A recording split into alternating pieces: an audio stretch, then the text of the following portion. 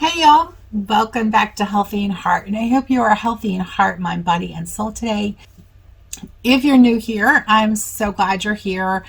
Every week I share my personal journey with Tirzepatide, and today I'm giving you my week 13 update. Yes, I just wrapped up week 13 and I'm still trekking along. Some struggles, some wins. So a quick snapshot, my weekly average weight for this week was 235.6. That's down 0.9 pounds from last week.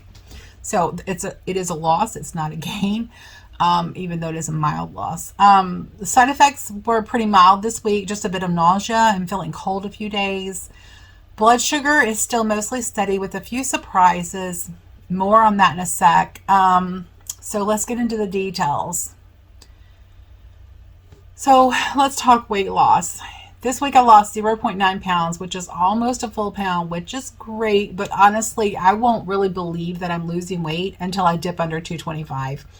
I've had so many fluctuations over the last few years that I need that visual aha moment, And since it's the end or the start of a new month, I did my body measurements and I gained 9.25 inches. But that can be attributed to, I'm 99% sure that was from bloating from my cycle, and also I've had a lot of gas in the evenings and the mornings, probably from the pasta that I had for dinner the night before. So I'm pretty sure that's what caused the inch gain. Here is a big, and the reason that I believe it was because it was all of the inches gained was around my abdomen. So I'm pretty sure that's what it was. So here is a big non-scale victory that I've had. I've been redoing the floors in my house. I'm doing one room every week. So that involves moving furniture in and out and getting down on the floor and getting up and getting down. And I've discovered that I can easily get up and down off the floor now. Like a few months ago, that would have been a struggle to do all that. And it was pretty easy. So the exercise is definitely helping with that. Even though I've been active for the last couple of years, I've been consistent with it, and that makes the difference, I'm assuming. So blood sugar wise, my fasting numbers have been in the 130s all week, except for 2 days in the 120s. And so that's an improvement over last week. I'm kind of side-eyeing the 2 tablespoons of peanut butter that I've been having after dinner because that may be spiking things a bit. According to my CGM, my 7-day average is 136, and that's up slightly from 134, which was last week. But my time in range was 98%, and that's up from the 97% that it was last week. So that is definitely a win. That means my blood sugar is not staying elevated as long. Plus any high spikes didn't hang around as long as they did the week before, basically. So that's progress. And the energy and mood have been solid. One off day when I didn't sleep well, but other than that, I've been feeling upbeat and motivated. No grumpy days like last week, so we're going to call that a win too. This week, for side effects, I had mild nausea, mostly at night and a few mornings. What helped was during the day, deep, slow breaths during the day. That helps. And at night, laying on my left side seems to help a lot. Probably because of how the stomach sits in the body. Is the only thing I can figure, because if I turn on my right side, then I get the nausea. But if I go on my left side, the nausea kind of goes away. So I haven't had any side effects that were bad enough to change anything though. And I did start the 10 milligram dose yesterday. So we'll see how that goes this week. Fingers crossed. Today it's been one day since I took the 10 milligram, and I can say that I actually felt appetite suppression yesterday, which is the first time since the first month. So that's really good. Diet and nutrition. So let's chat about food.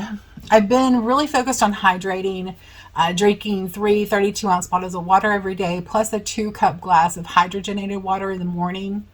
The weirdest thing is the craving the peanut butter in the afternoons. I can eat peanuts all day long. I could, because I love the crunch and the saltiness, but I've never been a peanut butter person until now. Maybe my body is screaming for dense calories. It's trying to fight back from the calorie reduction, I guess. But yeah, there's that. This week I started the calorie cycling, and I switched from the Chronometer app to the Lose It app, which actually supports zigzag calorie cycling. I love that. It also makes it so easy to log repeat meals, and anything that saves time gets a gold star from me. The Lose It app is so quick and easy to add, especially repeat meals.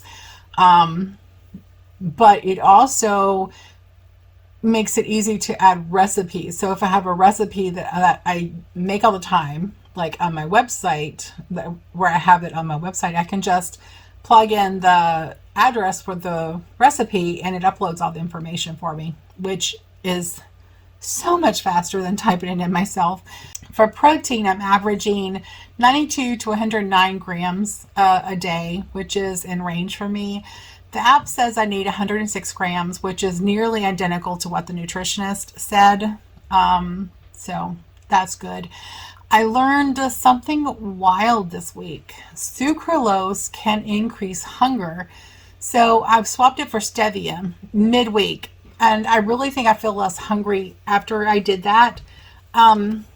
So basically, I don't know if it's true or not, but the reports have come out that it does increase hunger. So my thought process is, why risk it if it messes with what tirzepatide's doing, right? So that I don't want to have sucralose and tirzepatide battling each other out in my body. That's not beneficial for my health. Meals this week were hit and miss. Dinner, I had pasta salad all week with different dressings. Did not keep me full, which may have played into the peanut butter cravings. Breakfast, I had chocolate overnight oats with wild blueberries and yogurt, which was super yummy. If you've never tried chocolate overnight oats with wild blueberries, oh, you've got to give it a try. Lunch was a hot mess.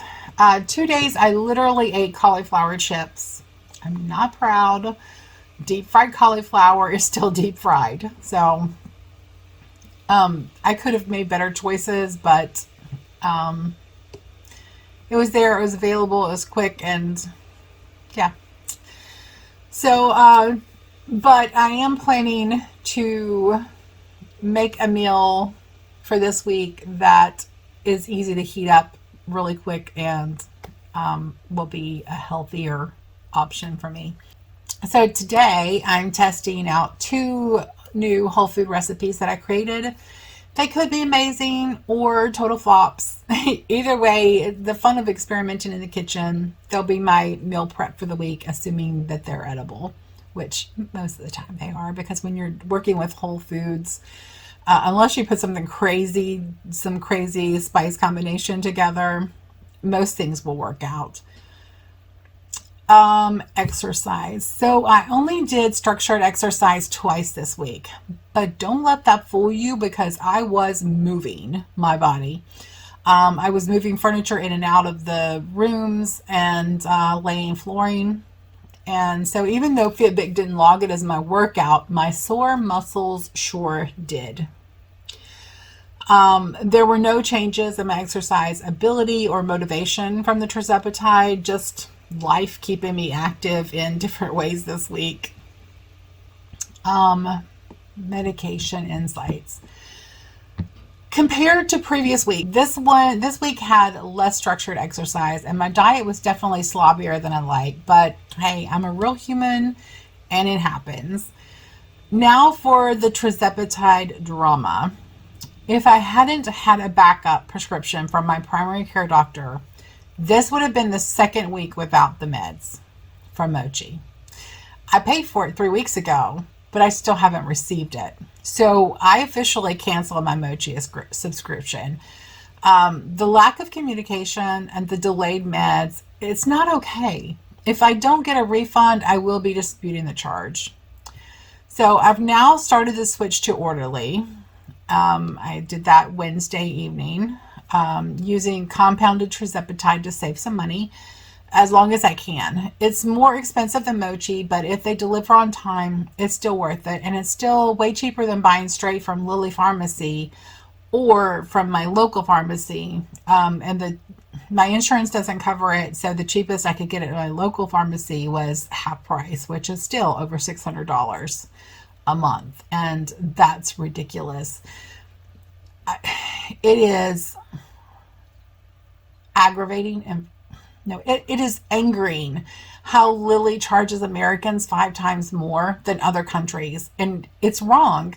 And don't even get me started on insurance because deep breath. Okay, so change the subject. Motivation. Honestly, I'm still doing this for the same main reason. Long-term health. I want to feel better, live longer, and have energy to love on my people. So if you're on this journey to keep going, it's not about perfection. It's about progress and persistence. Take care of yourself and don't give up just because you've had a week of cauliflower chips.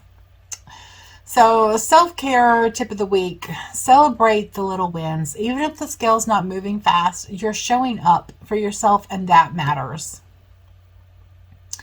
All right, friends, so I'm going to wrap up my week 13 update. Recap, I'm down 0.9 pounds. Blood sugar is staying mostly steady. Mild side effects, and I started a new dose. Switching providers and pharmacies. And staying motivated for the long haul. That's the important thing, is staying motivated. If this video has helped you, or if you want to support my journey, go ahead, like, comment, and subscribe. Comment below and let me know, how is your week going? Any questions, updates, or side effects you want to share? Thanks for hanging out with me, and I'll see you in next week's update. Shalom.